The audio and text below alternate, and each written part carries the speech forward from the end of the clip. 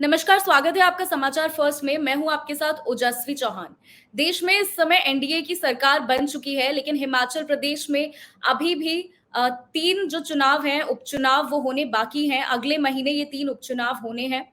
Congress party ने आज 2 tickets जो है वो अनाउंस किए हैं। देरा की सीट पर हालांकि अभी तक कांग्रेस ने टिकट पर कुछ क्लैरिटी नहीं दी है। तो आज हम बात करेंगे कि किन-किन सीट्स पर, किन 3 सीटों पर यहाँ चुनाव होने हैं और वहाँ पर क्या समीकरण इस समय बन रहे हैं। भाजपा तीनों प्रत्याशी अपने घोषित कर चुकी है, लेकिन कांग्रेस ने आज घोषित किए हैं और केवल 2 प्रत्याशी अपने घोषित किए हैं। देरा की सीट पर अभी भी संशय जो है वो बना हुआ है। मेरे साथ शिमला से मेरे सहयोगी पंकज पंडित जी जुड़ रहे हैं। तो पंकज जी प्लीज हमें बताइए इन तीनों सीटों के बारे में और जो टिकट्स का इस पर अभी जो सस्पेंस चल रहा है उसके बारे में बताइए हमें। देखिए ओजस्वी, सबसे पहले तो आज कांग्रेस ने 2 टिकट जो अनाउंस किए हैं, दोनों वो कैंडिडेट हैं जो पिछली बार भी चुनाव मैदान में उतरे थे। सबसे पहले मैं जी। हमीरपुर सीट जो सबसे महत्वपूर्ण सीट मानी जाती है, क्योंकि मुख्यमंत्री के गृह जिले का वो मुख्यालय है। तो जी। हमीरपुर से जो है वो कांग्रेस ने एक बार फिर से पुराने चेहरे पर ही दांव लगाया है और जी। उन्होंने पुष्पा वर्मा पर जो पूरा भरोसा जताया है। और हालांकि पिछली बार बिट्टू जी का नाम वहां से इस बार अटकलें लगाई जा रही थी कि उनको शायद टिकट दिया जाएगा, लेकिन पुष्पिंदर जी को ही दे दिया गया, जबकि वो पिछली बार हारे थे चुनाव। देखिए, सबसे इम्पोर्टेंट बात कि उन्हें आखिरी दिन टिकट मिला था। नॉमिनेशन के जी। लिए 24 घंटे रहे थे, रात को उनका टिकट आया था और जी। कुछ समय पहले उन्होंने स्वैच्छिक सेवानिवृत्ति ली थी अपनी, सरकारी नौकरी उनको पूरा मौका नहीं मिला था और उस समय मुख्यमंत्री का फैक्टर भी नहीं था। आज स्थितियाँ बदल चुकी है। पहली बात, सरकार मजबूत है। दूसरा, मुख्यमंत्री सुखविंदर सिंह सुक्खू जो है वो हमीरपुर से हैं, तो एक सीएम फैक्टर भी उनके साथ जुड़ जाता है। तीसरा, वो अब एक राउंड पूरा कर चुके हैं, लोगों में पहचान बना चुके हैं और 14 माह भी पुष्पेंद्र पूरी तरह से हमीरपुर में एक्टिव नजर आए।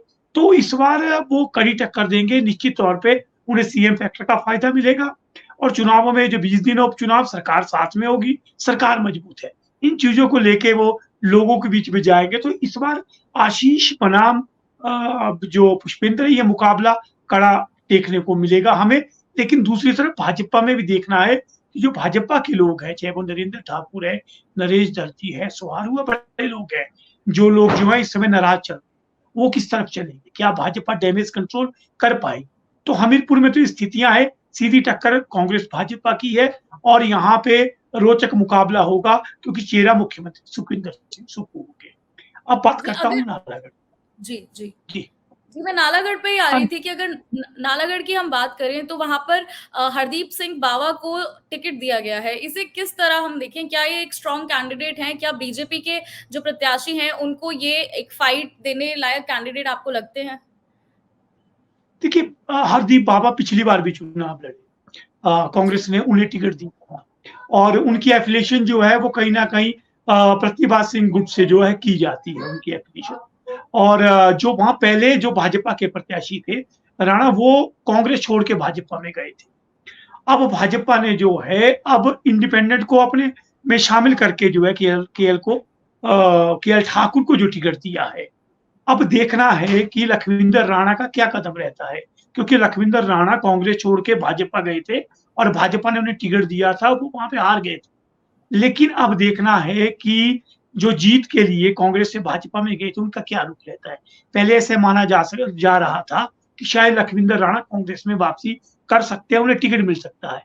लेकिन हरदीप बाबा पर एक बार फिर से भरोसा जताया है और एक बार चुनाव का दृष्टिकोण बड़ा अलग होगा, क्योंकि ये जो निर्दलीय है इनके मामले में सबसे बड़ी बात ये है कि लोगों ने कांग्रेस भाजपा को ठुकराकर इन पर भरोसा जताया था, बिल्कुल। लेकिन इन्हें इस्तीफा देने की कोई जरूरत नहीं थी। उसके बावजूद इन लोगों ने इस्तीफा दिया, उससे कहीं ना कहीं लोगों में नाराजगी है। कांग्रेस के विधायकों के पास तो कारण था कि सरकार हमारा काम नहीं कर रही, जबकि इनके पास ऐसा कोई भी कारण नहीं है। तो इन्हें जनता के बीच में ये जवाब देना होगा। तो दोनों सीटों पे जो पिछली बार चुनाव लड़े थे, उन्हीं को टिकट दे करके उन पर भरोसा कांग्रेस ने जताया है। अब तीसरी बात आपने देरा में की। देरा जी। में पिछली बार राजेश शर्मा जो है डॉक्टर, वो हारे थे, लेकिन उनका जी। नाम जो है आज अनाउंस नहीं हुआ। अगर देरा में टिकट रुका है, इसका मतलब वहां कोई और चेहरा आने वाला है। जी, आपने डेरा की बात की और वहाँ पर जो है इस बार सबसे इंटरेस्टिंग बातें वहाँ के बारे में की जा रही हैं क्योंकि वहाँ पे मुख्यमंत्री की जो धर्मपत्नी है, उनका नाम कहीं न कहीं चल रहा है। कितना क्या लगता है आपको? क्या ये सही बात है ये या ये सिर्फ़ हवा-हवाई बातें हैं?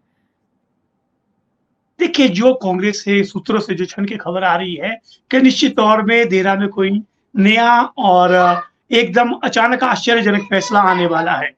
और सबसे बड़ी बात है कि मुझे लग रहा है कि लॉबिंग हो रही है, क्योंकि आज देरा में कांग्रेस की एक बहुत बड़ी बैठक हुई, जिसमें सभी दावेदार थे और कांग्रेस के सभी कार्यकर्ता थे।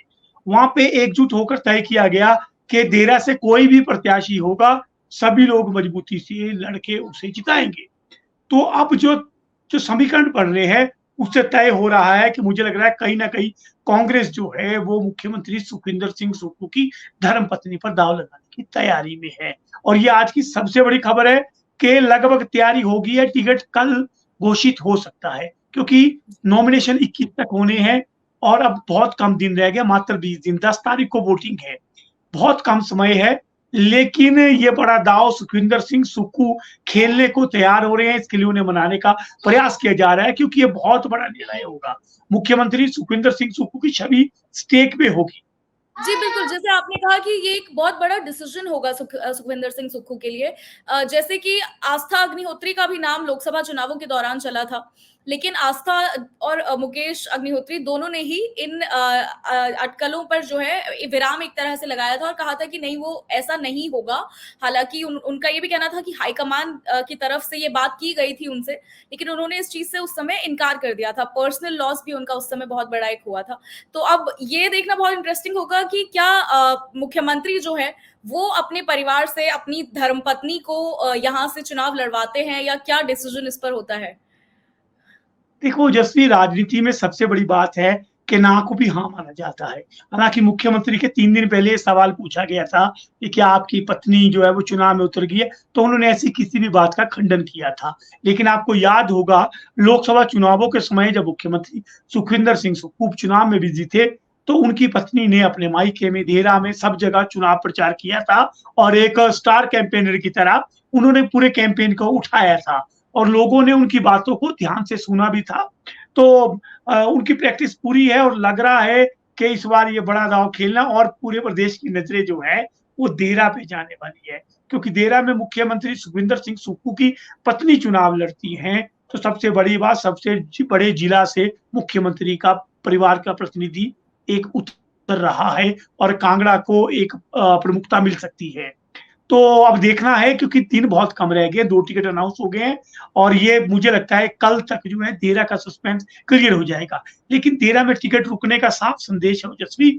आपने पिछले 2 पुराने उम्मीदवारों को तो एकदम टिकट दे दिया, लेकिन देरा में आपने डॉक्टर राजेश का नाम नहीं आया, वहाँ का टिकट रुका है। तो इसका मतलब कांग्रेस में, कांग्रेस हाईकमान में, कांग्रेस सरकार में कहीं न कहीं चर्चा चल रही है कि देरा लेकिन से कोई नया क्या चेहरा उतर आपको रहा क्या है। लगता है कि क्या क्या आजकल में जो है ये अनाउंसमेंट हो जाएगी या नहीं? क्योंकि कांग्रेस ने जो है जब अभी पिछले जो चुनाव हुए थे जो पिछले उपचुनाव अभी हुए थे प्रदेश में, उसमें धर्मशाला की सीट पर बहुत डिले किया था टिकट अनाउंस करने में और आज भी मैं ट्वीट पढ़ रही थी कुछ लोगों के, तो इस तरह के ट्वीट कर रहे हैं लोग कि जैसे पिछली बार डिले किया गया था, वैसे इस बार भी अगर देरा में वैसा ही विलंब ना हो जाए, तो इस तरह की चिंताएँ भी कुछ लोगों की हैं।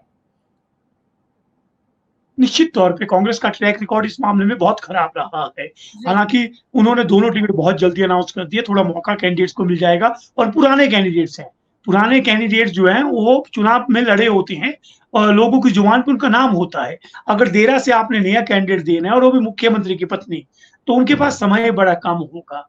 और समय जी, कम होने के चलते निश्चित तौर पे जितनी जल्दी वो आएँगे, तभी मुकाबला कड़ा होगा। और कांग्रेस ने जिस तरह से लोकसभा में भी लेट टिकट किए थे और विधानसभा में भी, वहाँ पे उन्हें कहीं न कहीं नुकसान हुआ है और हार का मुँह देखना पड़ रहा है। पुराने अनुभवों से मुझे लगता है कांग्रेस ने कहीं न कहीं सबक ले रहा है। मैं पूरी उम्मीद करता हूँ कि कल जो है देरा का टिकट जो है वो आ जाएगा। हो सकता है उसमें मुख्यमंत्री की पत्नी के रूप में आपको देरा में कांग्रेस का नया प्रत्याशी। जी। हमने प्रदेश की तो बात कर ली, साथ ही अंत की तरफ हम जा रहे हैं इस स्पेशल स्टोरी में। तो मैं एक बात करना चाहूँगी जो वायनाड की जो देश में एक लोकसभा जो सीट है राहुल गांधी ने वायनाड की सीट छोड़कर रायबरेली की सीट से एमपी रहने का फैसला किया है और प्रियंका गांधी वायनाड की सीट पर जो है चुनाव लड़ेंगी। ये उनका जिंदगी का पहला चुनाव होगा। तो क्या आपको लगता है कि क्या लोग उनको मतलब क्या ये एक जीती जिताई सीट है उनके लिए ऑलरेडी? देखिए, 2 चीज़ें बड़ी इम्पोर्टेंट है इसमें। ये पहले तय था कि वायनाड की सीट राहुल गांधी छोड़ेंगे, क्योंकि वायनाड सबसे सेफ सीट जी। मानी जाती है, क्योंकि उत्तर प्रदेश में एक बार फिर से एक और हार कांग्रेस नहीं लेना चाहेगी, क्योंकि मुकाबला कड़ा होगा, सरकार वाला मुद्दा नहीं है।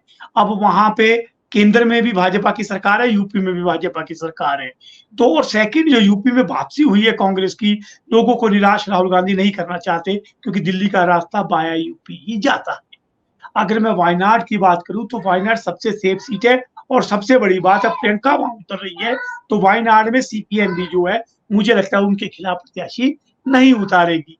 तो प्रियंका के लिए वहां की राय बिल्कुल क्लियर है, और उत्तर प्रदेश से राहुल गांधी ने वापसी करके एक बार फिर से केंद्रीय राजनीति में उत्तर प्रदेश का महत्व मालूम है, इसलिए वो रायबरेली को कंटिन्यू कर रहे हैं। रायबरेली और अमेठी एक तरह के 2 सीटों का प्रतिनिधित्व राहुल गांधी करते हुए नजर आएंगे। तो ये एक बेहतर निर्णय है, और हम प्रियंका गांधी को भी लोकसभा में देखेंगे, और ये बहुत बेहतर होगा देखना, क्योंकि ज्यादातर वादे और कमिटमेंट जो है प्रियंका गांधी की तरफ से आते हैं, और प्रियंका गांधी का सक्रिय राजनीति में आने की काफी समय से चर्चा हो रही थी, और ये राइट टाइम है कांग्रेस को। बहुत लोगों को बहुत समय से इंतजार है प्रियंका गांधी के राजनीति में आने का। अक्सर इस तरह की चर्चाएं की जाती थी कि प्रियंका गांधी खुद क्यों नहीं चुनाव लड़ती हैं।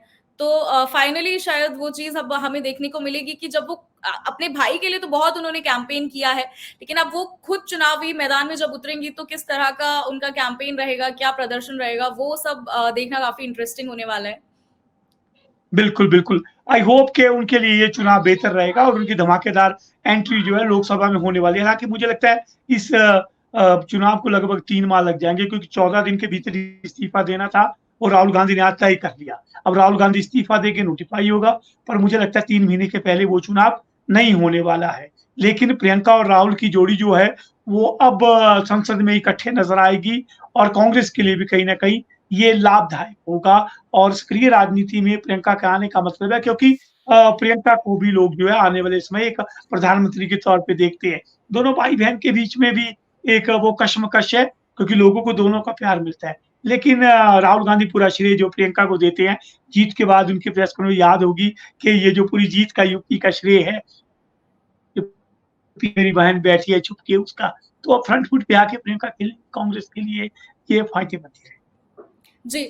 चलिए, तो शुक्रिया पंकज जी, अभी हमारे साथ ये सारी जानकारी साझा करने के लिए। और अपने दर्शकों से मैं यही कहना चाहूंगी कि प्रियंका गांधी का तो चुनाव अभी, जैसे कि पंकज जी ने कहा, दूर है। 3 महीने लगभग लग जाएंगे ये वाला चुनाव होने में। फिलहाल जो सारी नजरें हैं और जो सारा फोकस है वो हिमाचल प्रदेश में अगले महीने होने वाले उपचुनावों पर है। तो देखना बहुत इंटरेस्टिंग होगा। जी, विशेषकर जी, विशेष तौर पर देरा में, क्योंकि मुख्यमंत्री की जो पत्नी है, यदि वो वहां से चुनाव लड़ती है तो जैसा कि पंकज जी ने भी अभी कहा था कि ये सुखविंदर सिंह सुक्खू के लिए एक बहुत ही इम्पोर्टेंट एक इलेक्शन बन जाएगा पर्सनल लेवल पर, अगर उनकी वाइफ वहां से इलेक्शन कंटेस्ट करती है। तो आप हमारे साथ जुड़े रहिए, और इलेक्शन से रिलेटेड और देश प्रदेश में जो भी इम्पोर्टेंट अपडेट्स आ रही हैं या जो भी घटनाएं हो रही हैं, वो सभी हम आपके पास लेकर आते रहेंगे। कमेंट सेक्शन में हमें जरूर बताइएगा कि आपके हिसाब से इन तीनों सीटों पर, हमीरपुर, नालागढ़ और देरा में, किसकी जीत इस बार होने वाली है। और अगर मुख्यमंत्री की पत्नी को चुनावी मैदान में उतारा जाता है तो क्या चांसेस हैं उनके जीतने के आपके हिसाब से? शुक्रिया, देखते रहिए समाचार फर्स्ट।